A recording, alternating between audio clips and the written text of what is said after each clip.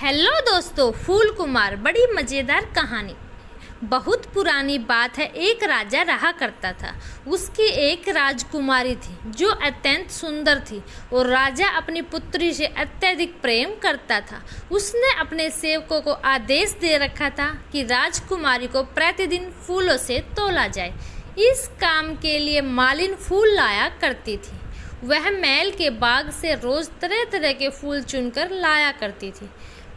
मालिन इस बात से बहुत खुश थी कि उसे राजकुमारी के लिए फूल लाने का मौका मिल रहा है। राजमहल के बगीचे में एक सुंदर तालाब था। तालाब में रंग बिरंगी मछलियां थीं। एक दिन मालिन जब अपने पति माली के साथ तालाब पर गई तो उसने उसमें सालुक के फूल उगे देखे। यह फूल बड़े बड़े सफ़ेद, गुलाबी और पीले रंग के थे। सालुक का फूल कमल के फूल की ही प्रजाति है जिसमें खुशबू नहीं होती और इसकी सब्जी बनती है। उन फूलों में एक बहुत ही बड़ा फूल भी था जिसकी सुंदरता से मालिन अभिभूत हो गई और उसने सोचा कि इस फूल को तोड़ लिया जाए तो इसकी बहुत ही स्वादिष्ट सब्जी बन सकती है। उसने उस फूल को तोड़ लिया। माली ने जब अपने घर आकर अपनी कटारी से फूल को काटना चाहा ताकि सब्जी बन जाए तो उसमें एक आवाज़ आई, मुझे मत काटो, मैं सालुक कुंवर हूँ और इस फूल के अंदर ही बैठा हुआ हूँ। मुझे काटना है तो किनारों से काटो ताकि मैं बाहर आ सकूँ। आवाज़ सुनकर माली डर गया, पर मालिन ने बड़ी सावधानी से फूल की एक एक पत्ती अलग करनी शुरू कर दी। पत्तियों के अलग होते ही उसमें से एक प्यारा सा सुंदर बालक बाहर निकला। निसंतान माली व मालिन उसे ईश्वर का उपहार मानकर बेटे की तरह उसकी परवरिश करने लगे। समय बीतने के साथ सालुक कुंवर एक सुंदर नौजवान में बदल गया।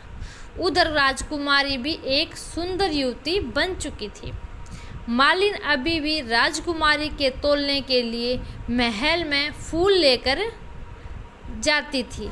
राजकुमारी की सुंदरता के बारे में सालुक जितना सुनता, उसे मिलने की चाह उसके अंदर उतनी ही बलवती होती जाती। एक बार जब मालिन ने फूल एकत्रित किए तो सालुक ने बिना धागे की एक माला तैयार की और चुपचाप जूही के फूलों की वह माला उस ढेर में रख दी। मालिन क्रोधित हो उठी और उसने वह माला ले जाने से इनकार कर दिया। तो सालुक ने उससे विनती की कि वह उसे ले जाए। राजकुमारी ने जब वह माला देखी तो पूछा कि यह कहाँ से आई है। मालिन को तो पता था कि उसके बेटे ने इसे रखा है, लेकिन राजकुमारी के पूछने पर वह डर कर राजकुमारी से माफ़ी मांगने लगी। पर राजकुमारी तो माला देखकर बहुत खुश हो गई थी। जब उसे सच का पता चला तो उसने कहा कि वह सालुक कुंवर से मिलना चाहती है। सालुक कुंवर का रूप देखकर राजकुमारी समझ गई कि यह कोई साधारण इंसान नहीं है। उसे मिलने पर राजकुमारी को उससे प्यार हो गया और उन्होंने विवाह करने का निश्चय किया। उन्होंने गंधर्व विवाह कर लिया। इस समय किसी को बताना उचित न लगने के कारण उन दोनों ने अलग अलग रहने का फैसला किया। सालुक कुंवर सबको सो जाने के बाद रात को मोर पर चढ़कर राजकुमारी से मिलने महल में आने लगा। वह अपने मोर से कहता, मेरे प्यारे मयूर, जल्दी से मुझे राजकुमारी के पास पहुंचा दे। सालुक की माँ उसे वहाँ आते न देख ले, इसलिए राजकुमारी कहती, ओ मोर, जल्दी से उड़कर आओ ताकि माँ न देख पाए। राजमहल के बाहर हाथ में बाले लिए प्रहरी खड़े रहते थे। राजकुमारी गाना गाती, फिर फिरा सोनिया मोरा बालमा बसाबे गा, मेरे प्यारे सालुक कुंवर, जल्दी आ जाओ वरना भालों से तुम्हें छलनी कर दिया जाएगा। इसी तरह वह काफ़ी समय तक मिलते रहे, लेकिन एक दिन सालुक को प्रहरियों ने देख लिया और उसे भालों से बीन दिया गया। राजकुमारी की लाख कोशिशों के बावजूद वह बच न सका। तब राजा को पता चला कि वह उसकी लाडली बेटी का पति है। राजकुमारी के दुख से व्यथित राजा ने सालुक की अंत्येष्टि का प्रबंध किया। लोग उसकी मृतदेह को लेकर शमशान की ओर जाने लगे। तभी वहां एक तोता उड़ता हुआ आया और उसने उसकी मृतदेह पर अमृत जल छिड़क दिया। अमृत जल के छींटे पड़ते ही सालुक जीवित हो उठा। राजा और राजकुमारी ही नहीं बल्कि बाकी लोगों की भी खुशी का ठिकाना न रहा। राजा ने राजकुमारी का विवाह सालुक के साथ करने का अपना निर्णय किया। जब मालिन को सुनाया तो वह फूली न समाई। परंपरा अनुसार उन्होंने चढ़ावे के लिए मछली, मिठाइयाँ, दही और पान सुपारी ली। विवाह के दिन पुरोहित ने सालुक कुंवर और राजकुमारी के सिर पर आम के पत्ते से जिल छिड़का, उनके माथे पर काला लेप लगाया, वर के शरीर पर चंदन का लेप किया गया और फिर उसे अंगूठी, कपड़े और दही उपहार स्वरूप दिए गए। फिर आम की लकड़ी की आग जलाई गई और सालुक कुंवर ने आग में चावल, घी और फूल समर्पित किए। पुजारी ने मंत्रों का उच्चारण किया और इस तरह उनका विवाह संपन्न हो गया। विवाह के बाद राजा ने सालुक को दरबार में एक महत्वपूर्ण पद दे दिया। राज दरबार के कई लोग उसे द्वेष रखने लगे। एक माली के बेटे को अपने बराबर सम्मान पाते देख उन्हें बहुत बुरा लगा और वह उसके खिलाफ षड्यंत्र रचने लगे। एक दिन राजा ने अपने सारे संबंधियों को शिकार पर चलने के लिए कहा, पर सालुक कुंवर को यह सोचकर आमंत्रित नहीं किया कि वो तो शिकार करना जानता ही न होगा। राज दरबारियों ने भी राजा के कान में भरे कि एक माली के बेटे में राशि गुण कहाँ से आ सकते हैं।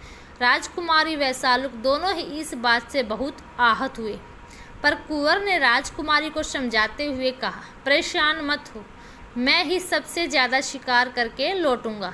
राजा ने नहीं बुलाया तो क्या, शिकार पर तो मैं जा ही सकता हूँ। जो लोग सालुक को छोड़कर जंगल में चले गए हैं वे एक चिड़िया भी नहीं मार सके। लेकिन सालुक बहुत अग्रता से शिकार करने में जुट गया और उसने हिरणों का शिकार किया। वह ऐसा सबसे छिपकर कर रहा था। शिकार करने के बाद उसने एक साधु का वेश धारण किया और एक पेड़ के नीचे बैठ गया। राजा के कुछ संबंधियों ने जब एक साधु को तपस्या में लीन बैठा देखा तो उसके पास अपना भविष्य जानने की इच्छा से जुट गए। सालुक कुंवर ने उन सभी को एक मर्द हिरण दिया और साथ ही उन लोगों की पीठ पर गरम चिलम से एक निशान बना दिया। उसके बाद वह साधु का वेश त्याग अपने असली रूप में उनसे जा मिला। सभी उसके मुंह को देख बनाने लगे जैसे उसका आना उन्हें अखर रहा हो। कुछ देर बाद जब सब भोजन करने बैठे तो उन्होंने सालुक को पानी लेने भेजा। वह जिस तालाब से पानी लेने गया था उस पर एक डायन का अधिकार था। डायन ने उसे पकड़ लिया और यह जानने के बाद कि वह एक राजा का दामाद है उससे बोली कि राजा अगर मुझे 10,000 मुद्राएं देगा तो ही छोड़ूंगी। राजा तक जब तक यह खबर पहुंची तो उसने मना कर दिया, क्योंकि वह उसे पसंद नहीं करता था और चाहता था कि राजकुमारी की शादी किसी राजकुमार से हो जाए। सबको वापस महल में आया देख राजकुमारी ने सालुक कुंवर के बारे में पूछा, सुना हे पिता, मेरा सालुक कुंवर कितना दूर है? तो राजा ने कहा, हे मेरी बेटी, वह तो मज़े से बैठा जुआ खेल रहा है और अभी तो वह बहुत दूर है, उसे आने में समय लगेगा।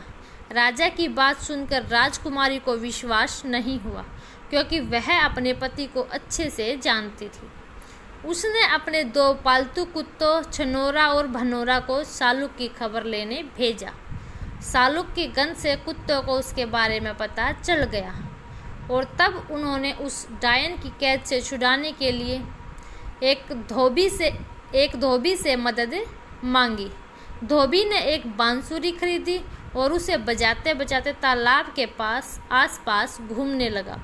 बांसुरी की आवाज़ सुनकर डायन के बच्चे तालाब से बाहर निकल आए।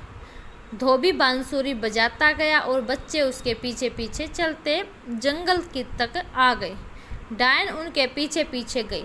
वह वापस लौटने की राह नहीं ढूंढ सकी और सालुक कुंवर मौका मिलते ही कुत्तों के साथ वापस महल में पहुंच गया। राजकुमारी उसे देख बहुत खुश हो गई। सालुक ने सबको सच्चाई बताई, तब राजा को एहसास हुआ कि शाल्रुख वास्तव में बहुत ही एक योग्य इंसान है। अपनी बात को सिद्ध करने के लिए उसने राजा को लोगों की पीठ पर पड़े निशानों को भी दिखाया और सब जान गए कि सारे शिकार उसने ही किए थे। राजा को अपनी भूल का एहसास हुआ और उसने उससे माफ़ी मांगते हुए उसे अपना उत्तराधिकारी घोषित कर दिया। धन्यवाद दोस्तों। अगर आपको मेरी कथा अच्छी लगे तो please like, share, subscribe my channel. धन्यवाद दोस्तों।